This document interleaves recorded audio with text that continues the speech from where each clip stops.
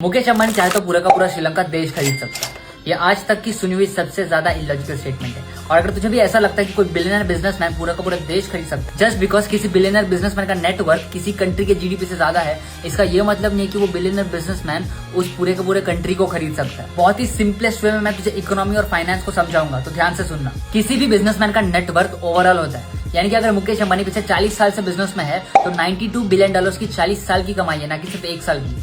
जबकि जो जीडीपी होता है देश की, यानी कि ग्रॉस डोमेस्टिक प्रोडक्ट, वो सिर्फ 1 साल की होती है। So it's impossible for a single person to buy the entire country. अगर मान लेते हैं श्रीलंका 86 बिलियन डॉलर में बिकने के लिए तैयार भी हो जाती है, तो भी जो मुकेश अंबानी का नेटवर्थ है वो उसके इक्विटी यानी कि शेयर से लिंक है।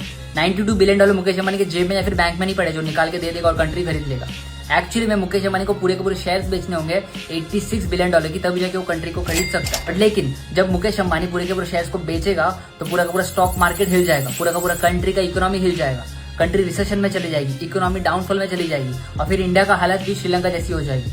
तो समझदार बन। तो आज तूने इकोनॉमी, फाइनेंस और बिजनेस का एक नया कॉन्सेप्ट सीखा, और अगर तुझे ऐसे ही बिजनेस और फाइनेंस पे इंटरेस्ट है तो मुझे फॉलो करके जा।